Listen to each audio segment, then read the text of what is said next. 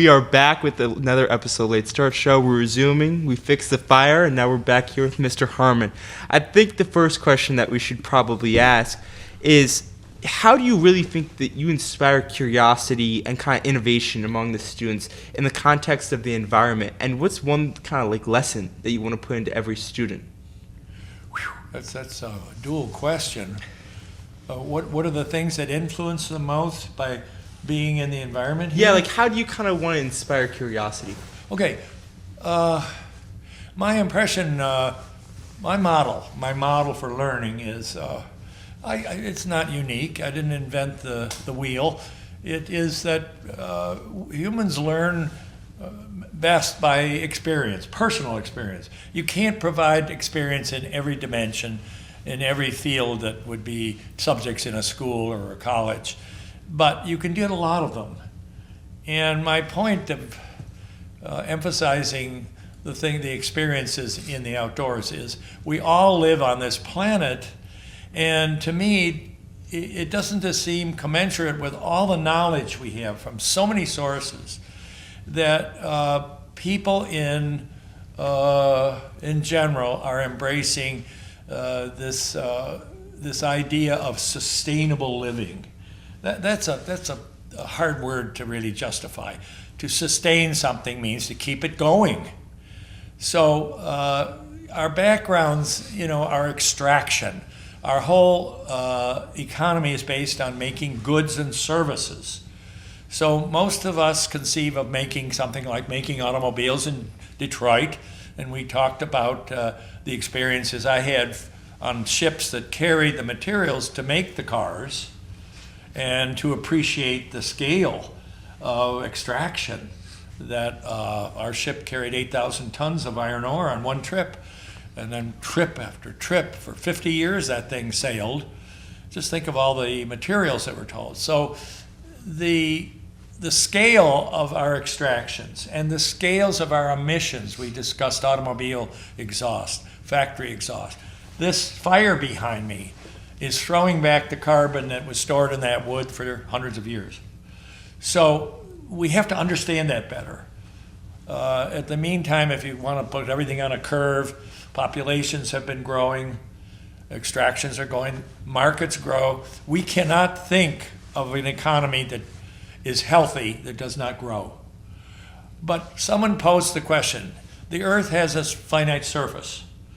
70% of it is water. Okay, so 30% of it is a landmass that we have to sustain ourselves on. So every generation, it seems to be more and more extraction, more and more emissions.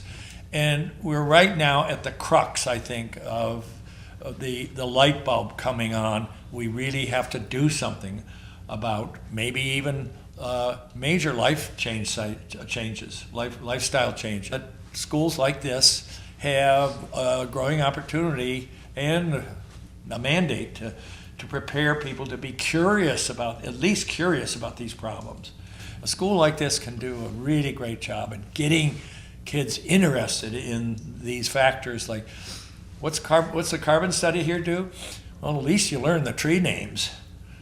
And then you learn you can apply some math, some basic math. You guys had trigonometry? Yeah. So trig, we use trig to determine a lot about the measurement of the tree height. And we do value. We have Dr. Lau has a new meter that during the summer, at least, using light penetration from the canopy overhead, can tell how productive that tree is. So we have all these instrumentations, the stuff that makes this work, that gives us more insight into more accurate policies for managing things. And now we're at a different point where we've been so successful at it, it's almost in many ways too successful in terms of environment. It's impinging on the services we require in environment, water for drinking. So no one's saying we can't have oil. It's just we have to be able to measure the process that gives us that oil.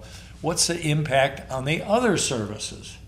It's like, you need oxygen, and I do. But if you have a good fire going in a small room, you say, well, fire's good because it makes me warm. Yeah, but it takes away your oxygen. Well, Let's have some windows open. You undergo what I'm getting? It's called a balance. And a lot of it today is the extremism. I want, this thing to fly, therefore the other things are secondary. We can't do that anymore. It's just too many people are hurt by simplistic policy decisions that extract things that in effect threaten public health. I think that's a big thing that our school can do, is make you aware of the need for a healthy environment and what it takes to have that. And Mr. Harmon, the word legend gets thrown a lot in our school community, but I can say that you qualify as a legend. So how does that feel to be a legend in the university school community? I don't like those labels. It's like, a legend means somebody long, Abraham Lincoln is a legend. Albert Schweitzer is a legend. Albert Einstein's a legend. His being on Earth has influenced so much of the modern world. But so in high school, I don't like labels. I like my name to be called, and me to be a friend. But a legend has some. I don't know how to process it. I've lived a long time. I've been lucky to be with good people that makes those opportunities I took advantage of available. I have my home here, gratis, because I get to spend a lot of time in the outdoors. I'm free of regular classroom responsibilities, which I would not want today. I like to develop more lessons about mapling and the forestry that's underneath it, the chemistry, the physics, same with the fishery. And meanwhile, these two theaters directly relate to what we've been talking about. This building processes a sugar-rich fluid every spring that's taken from beautiful trees that by at least are 70 years old before you can tap them. So in terms of the time scale that takes to get a resource to make something like this, so you need not only trays to get in our property, the average growth rate of maples to get to be 12 inches, which is the beginning of tapping. That's when you tap them, about 12 inches. That's 70 years. So you go out in the forest, there's some seedlings coming up and you want to promote those. You'll never see them again, because you won't live that long. We have some maples here that are 300 years old. They were here. We have some oaks that were here before the Constitution was developed. And we have, maybe you've seen my case, exhibit case up in where my desk. Some of those artifacts are from here. There were people here for thousands of years. And another one is this legend here. I have, when we built this fireplace, we put a story of the geology of the campus here.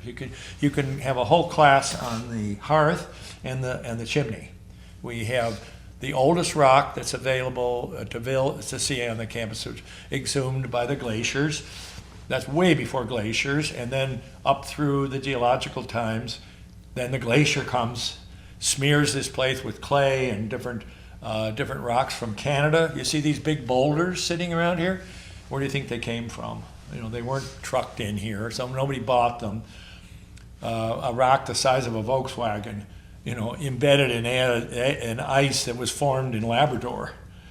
And slowly, as glaciers creep, like pouring maple syrup on pancakes, like the syrup goes out, the ice would come down, picking up loose rock wherever it went. So the story of everything from here to Labrador is in the geology at the surface.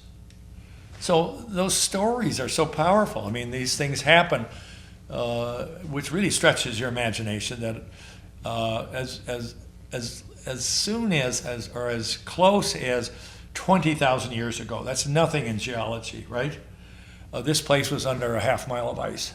A half mile, maybe more. Up in Greenland today, the center of the ice is 3 miles.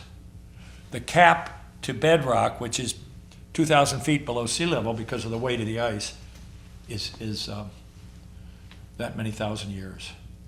And this all affects us here. This campus surface is the gift of the glacier.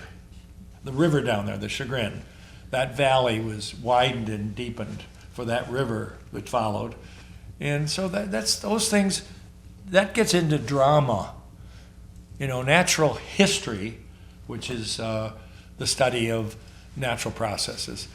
It should be dramatic to realize that we were predisposed to make things, and the raw materials to do that were spread over the earth by a whole bunch of forces, volcanoes, ice ages, and not to appreciate that, I think is really a missing part of your education in this day and age, because it's so much of these beautiful stories available.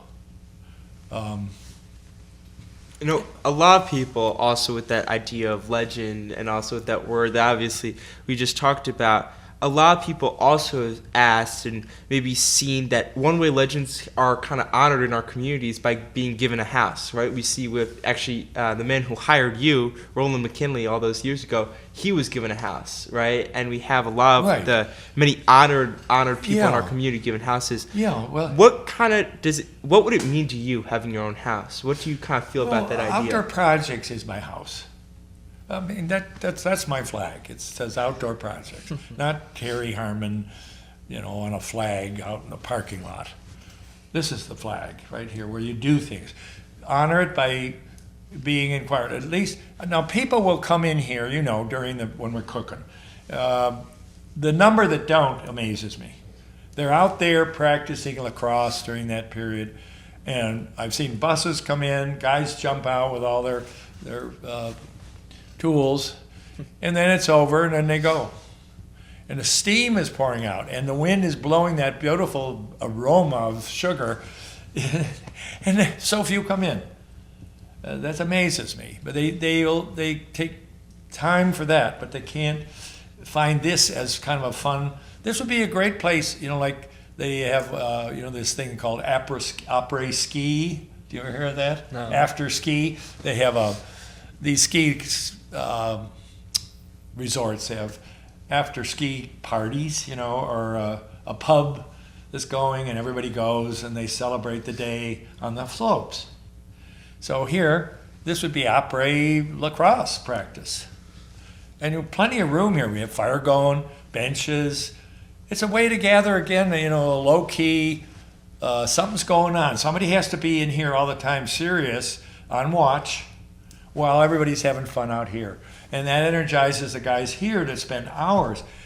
When we have our system full of sap, we will not start a fire in that big machine until we have that outside tank, which is 1,200 gallons, plus some of these white tanks that are out in the woods. We store it because the beauty of this project is that you can't control most of it.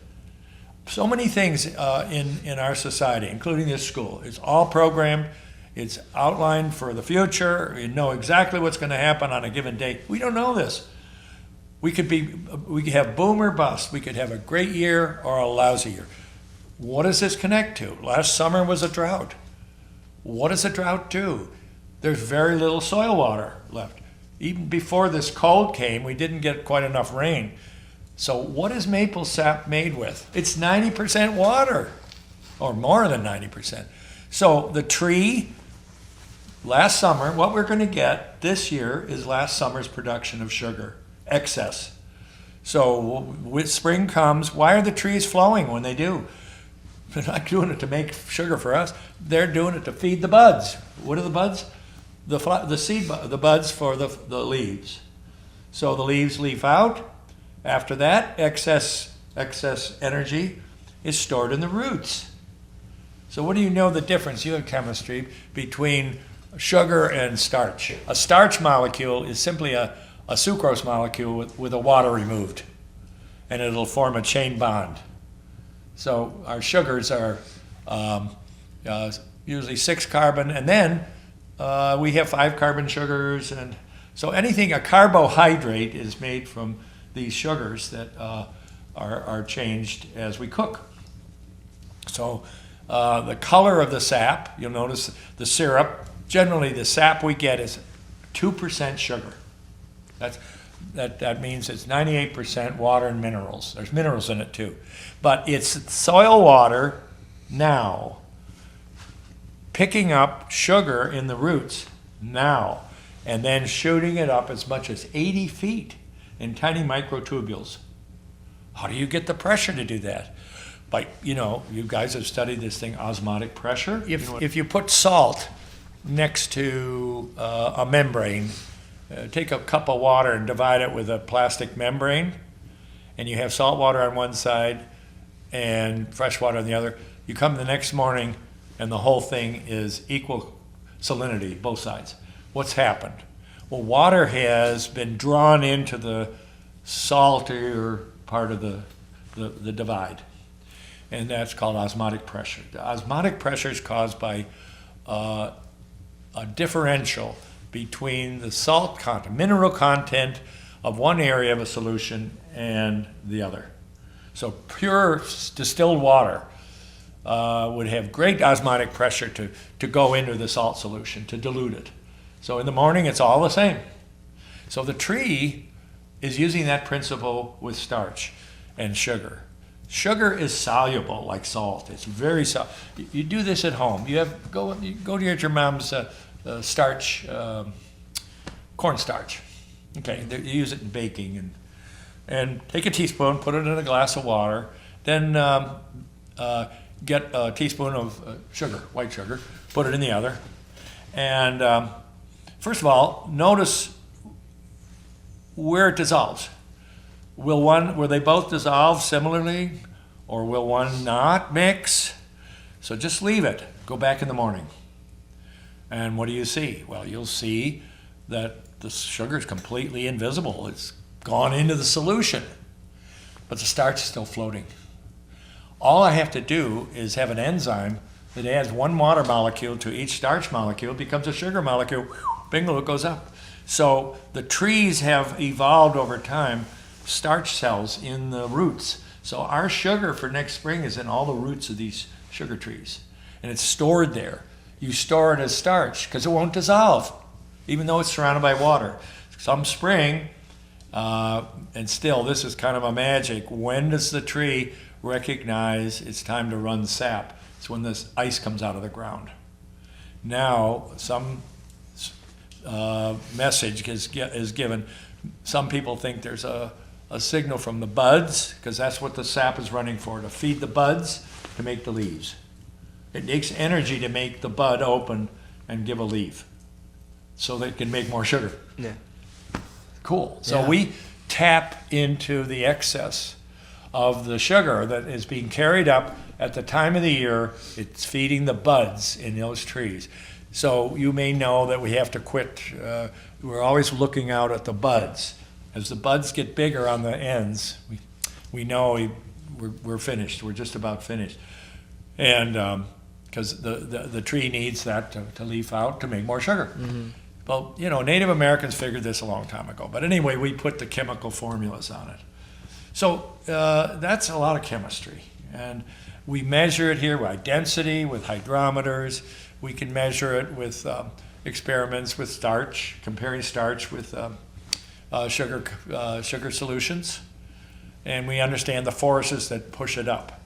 So if you take that osmotic pressure in a big tube, it doesn't go too high. But you take it in a microtubule, which is like 400 microns across.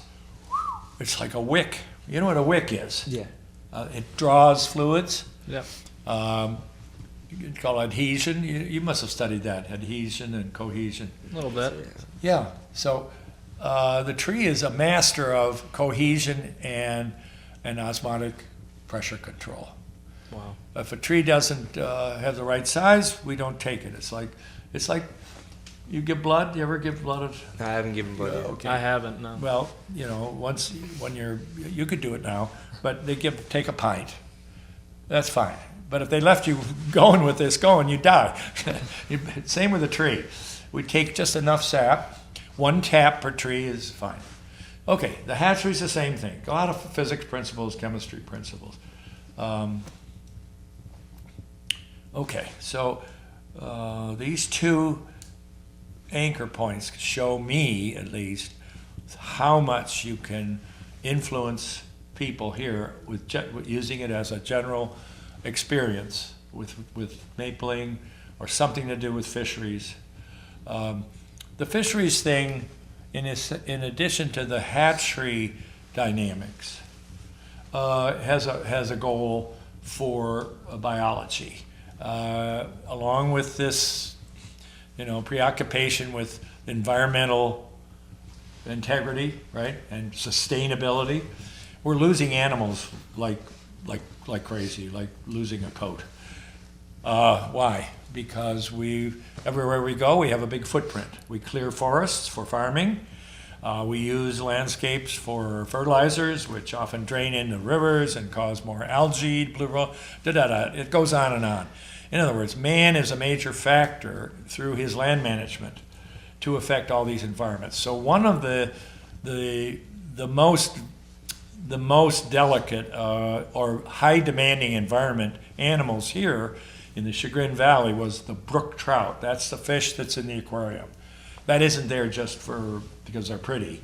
We look to sustaining them because they're disappearing, and they're measurably disappearing. Mr. Harmon, you've been quoted saying that you love what you do and that you wouldn't have been in U.S. for more than 50 years if you didn't love it. Still, many people your age do not do all the things that you do on the daily. No. And Mr. Harmon, in almost your 55th year at this school, right? What is your why?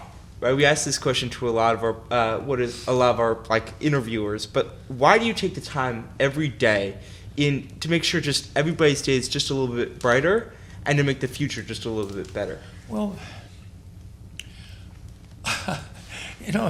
life is a complex mixture of selfishness and altruism. I love the subjects that these resources provide, and you want other people to get their good out of it. Nobody's going to get the same message from anything. Anybody in any course in this school will not, despite the fact they take standard tests, they will get completely different expertise in things. The ones that excel find something unique about it, like I did. Once in a lifetime, we get a couple of guys like Dominic Giuliana. He's the guy that graduated a couple of years ago. He's now at Pennsylvania. He is in chemistry. He took to equipment. He works here. As a student, he was so trusted with equipment, they gave him a job. He needed to work. He just flourished in the outdoor things, and a lot of curiosity. So everybody's going to get their own experience. Exposed to the same medium, they're going to get completely different experience. You don't want to tell people, oh, this is what you should know. No, this is what you should see, and come up with your own opinion that makes sense to be fitting into a culture that has to adapt, and also to having personal fulfillment. So for me, being here has been, and being with guys like you, it's a social thing. When I'm over there in that house, it's not, I'll read and stuff. But you need, you have to be, especially the older you get, you don't want to get farmed out to a corner and be isolated, be redundant or obsolete. So you have to learn all your life, or you're not going to click in. I have a lot of built-in resistance to modern technology. It doesn't make sense to spend so much time for me on trying to find out these abbreviated lessons on Google and stuff, where I'd much rather go into a book that goes deeper, or somehow just holding a book feels better. And that, of course, is from conditioning. I like books better than the phone. I like to read a bigger screen. Plus, your eyes need, better communication. with print. So, for me to enter this world, for me to try to do what you do would be just ridiculous. I would not fit to it. I wouldn't have the patience to spend the time that you did to make this work. But out there, I loved what I did, so I learned how trees work a little bit better. But I have to keep reading on the new stuff because even those concepts are challenged now. Things constantly changing. You know that you've always said the one thing that's constant is change, and you have to adapt, or you get left alone in physical and mental ways, and that's not good. So the reason for doing this is because I get satisfaction out of seeing a few people like Charlie Bates. He's really at the top of the profession that I'm interested in, the salmon, and it's an important issue now because people need food. Fish are the last wild resource in food left on Earth. Everything else is cultured. Cattle, all our other meat products are made by farmed. So they're farming fish now too, and that makes sense. It gives us more. But Charlie is an example of a guy who, up until his senior year, didn't show much interest in the outdoors, and then suddenly, he was a swimmer. He was really a star swimmer here, Charlie Bates. You've heard of him? I think I have heard of him. Yeah. Yeah, he's a really great swimmer, and he went swimming in college too, and so now he's swimming in the business of fish. Swimming sounds like, he's a natural for that business. But he's a pathologist. He's got a veterinarian degree from Ohio State. He went to college for 4 years, got 2 years in a vet school, and now he's got this job, which is a lot of microscope work, parasites and things. What happens when you culture animals in close quarters? Anything, cows, cattle, fish. They're prone in proximity, they're easy to exchange diseases and parasites. So he's got to be on top of that. Otherwise, just last year in Norway, big investment in Atlantic salmon production for food. They got an infection and it ran away and it just destroyed the industry up there. So that's a payoff. If I get one of him, one of Dominic Giuliani, another guy we have, he's a professor of forestry, I think, at the University of New Hampshire. You know what he loved to do? He loved to find the biggest tree on the campus, the oldest tree. Then he had a coring device that could age the average rate of growth of the tree. And he did a little paper on that. That was his paper. The oldest trees of the campus, stuff like that, natural history. It had no practical outcome. It's just cool to know a tree was here before the revolution, Yeah, for sure. And Mr. Okay, so in poetry, anybody in writing, there's so many things that go back. So there were so many poets in England and elsewhere who went to the forest theme for poetry or philosophy. They've been with us a long time. We are a creature of the forest. And the more we go urbanized, the more we get removed from those influences, the more foreign things seem. So we're much more prone to buy into convenient explanations for everything and more energy use, So we have a big role here. It's not to tell people what to do with their lives, it's to make them look so that they can figure out what to do with their lives. Much more fulfilling. And right? Mr. Harmon, you've taught so many lessons in the classroom, out of the classroom, and through those, I think kids have definitely learned a lot of life lessons from you. But if you could, what do you think is the most important life lesson that you could teach kids like me and Charlie?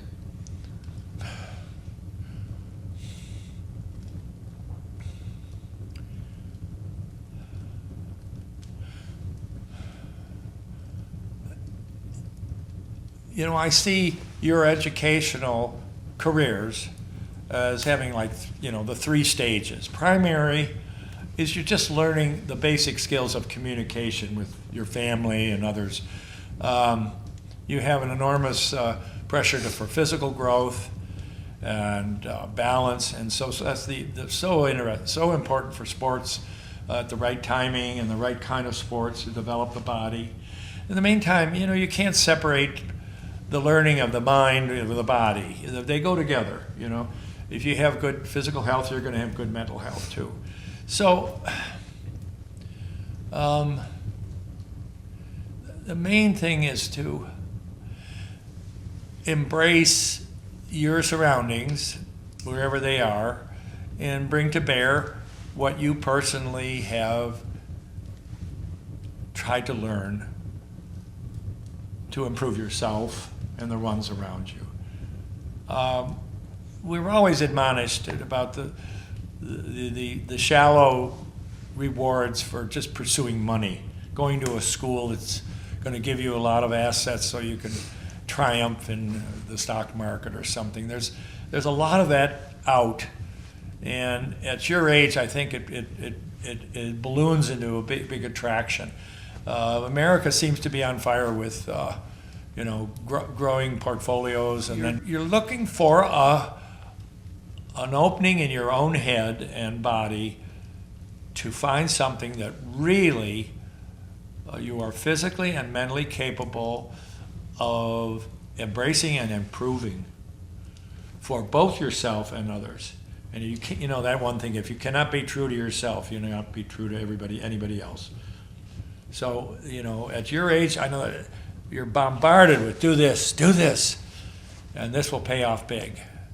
And that's part of the world's influence. You got to, out of all those cherries, you got to pick the one that makes sense to you, or later on, it will not fulfill you. So, and don't make money and success.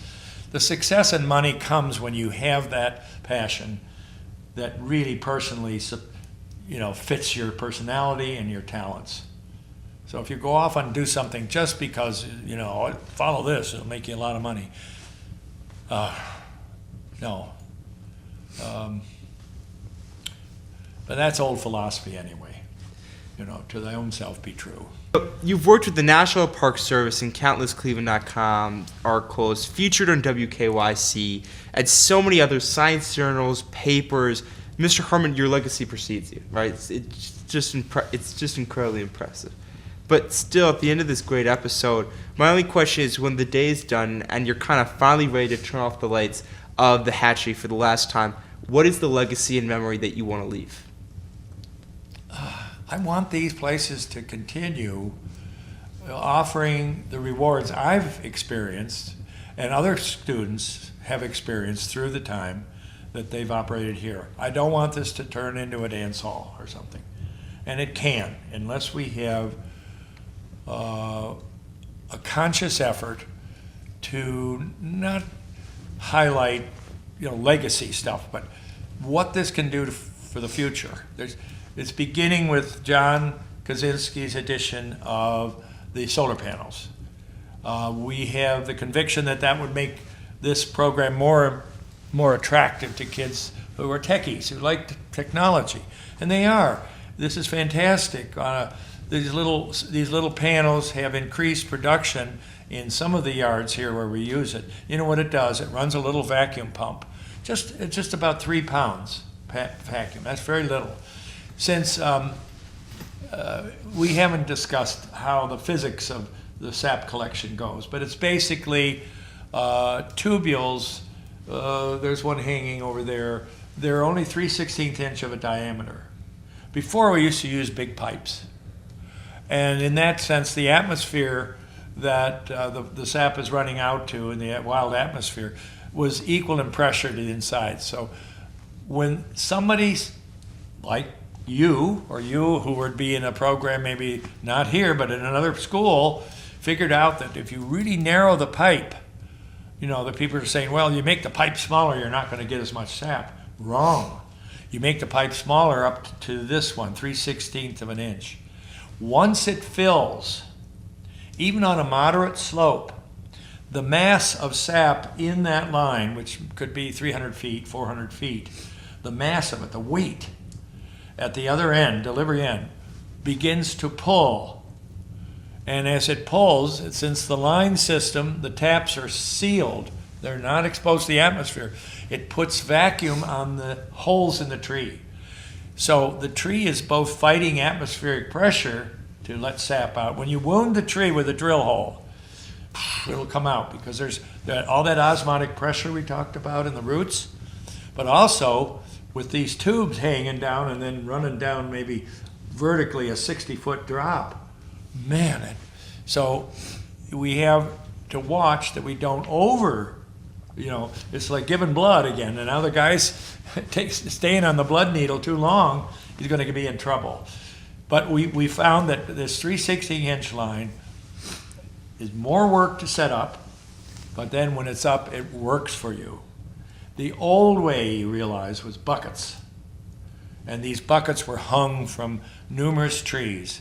An enormous amount of effort, physical effort. And that was good for a school because kids need physical work. You want work?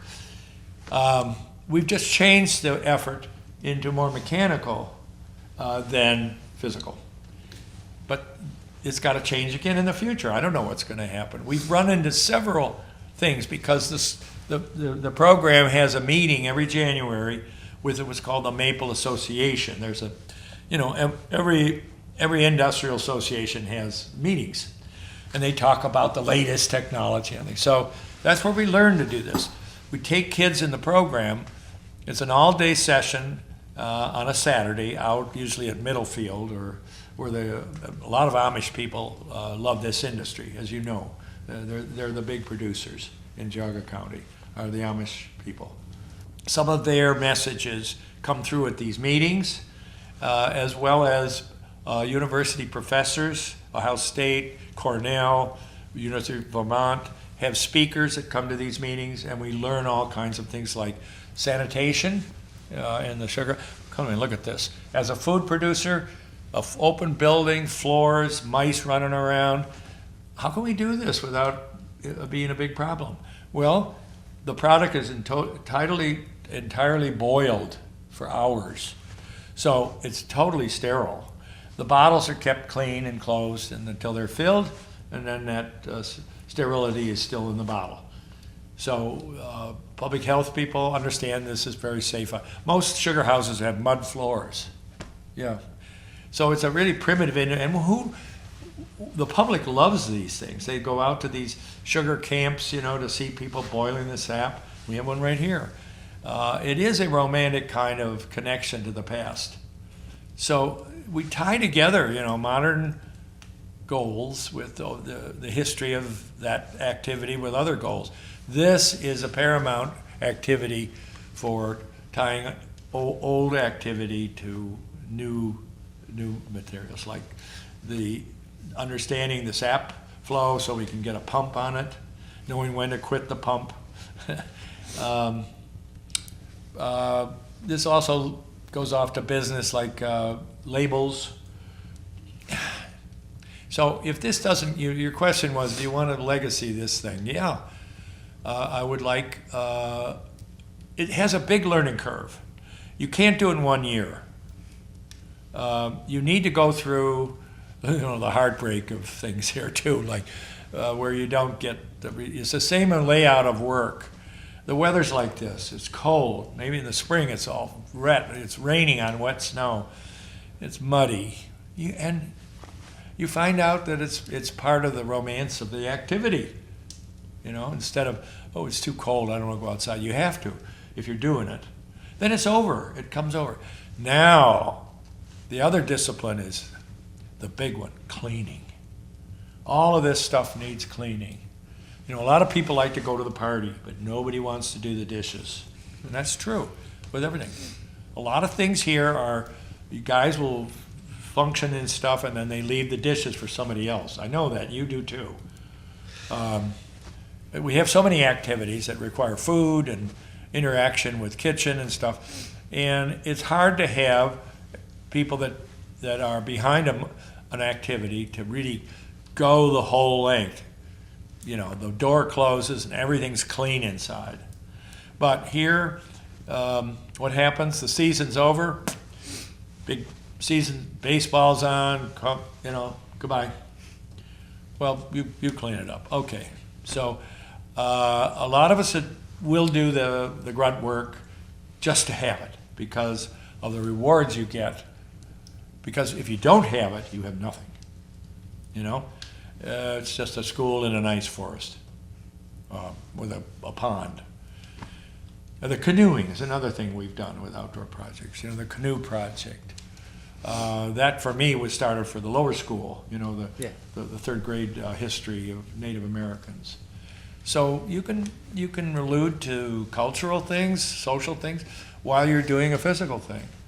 And the canoe to me was the paramount for me to learn the skills, to build a really functioning, pretty cool boat. Have you seen them? Yeah, I have. Yeah, Have you seen them? Oh yeah. They're sewn together. There's no metal fasteners or glue. And I learned that both in books, the history books of this, and then the people up where I got the bark. They're the people that gave us the canoe. The place I go to get the tree, the bark, is a community called Bear Island, Algonquin people. It's a village of about 28 or 30 families, and they run a store, and it's out in a big lake, and they control a big forest where I can get the materials every time I want to build a boat. So the idea was to take guys from this level, your level, on a summer. It has to be though in May or June, early June, because you need the sap in the tree to get the bark, or it won't come off.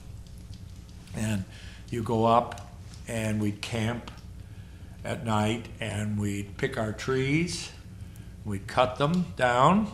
The Algonquin people get the wood, we take the bark off, we roll it up, we go get a cedar tree, and we buy these.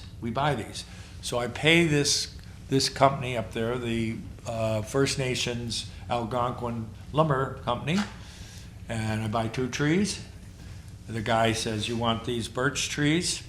Okay, and my boat, and one night in his house, $450. It's a giveaway. So, but we get to cut the tree with them. So far, I'm the only one that's gone. This big tree is felled, the bark is taken off, and that's a fire has to be going. You have boiling water, you pour hot water on the stem, the bark starts to peel away. That was to be part of the experience of the canoe, to get the materials, then get them back to school here, and then build it. And the guys would have the experience of where it came from. As it was, I did that. I brought it back. So you come, and there's this plywood platform with stakes sticking in it. I don't know if you remember that when that last one I built. It was down there where my desk is. Mm-hmm. And I thought building there, a lot more kids would come and were curious. I was amazed at how few kids were curious about what it was. There was a mess there. I had bark shavings all over the floor. We were on a canvas that I laid down. And a few people, like Dom, came. He wanted to learn how to sew because the boat was sewn together. So I understand you'd say, are you offended by not having a lot of people jump in on building a birch bark canoe? No.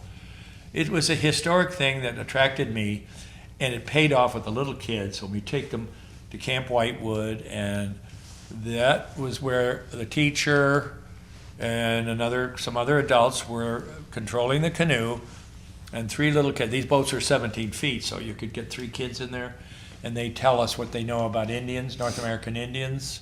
So it fit into a social program, which the 3rd grade has these theme-based curriculum. And we had the fun of building the boats. I'm sorry, we can't leave them down on the dock like these destructionless Kevlar boats. You could drop those from an airplane, and but the birch canoe is tough, but it's delicate in some ways. So if I left it there, people who would use it like they use the other ones would destroy it because you'd have to know how to use it. It's like a violin, you know. It sounds great if somebody knows how to play it, but it sounds awful if somebody just, you know. Well, So that's enough. I mean, I don't know what that legacy is. Please use the hatchery would be up to. Let me list the what you can find. Plankton, seasonal changes with water. So that thing is running water. You saw it into the building constantly. There's a way to put a sock net in the flume so that every day you can get a sample of what is growing in the lake. Suspended life, plankton, protozoa. So that fits into biology. And if they had a unit instead of just DNA all the time on plankton, it's just a different topic. Crustacea, you go through the phylums. What kind of animals have miniaturized through evolution and are constantly coming out of the lake? And then plot them. Plot them by date and season. And you learn a lot about it. You probably know about algae problems on the Great Lakes. Do you know about it? Oh yeah. There's a group of algae known as blue-green. It's called cyanobacteria. Some of them, not all of them, some species produce toxins. They're neurotoxins. And over the years, the west end of Lake Erie between Toledo and Indiana, that area is so rich soil. And yet the people, the farmers still fertilize heavily. So extra phosphorus filters into the Maumee River, which goes right by Toledo. And then where does it go? Right into Lake Erie. So every year now you see the satellite picture of Lake Erie is blue, and then you see it at the west end, it's, you know, blue-green. And some of that stuff has been so pervasive that it actually has closed beaches.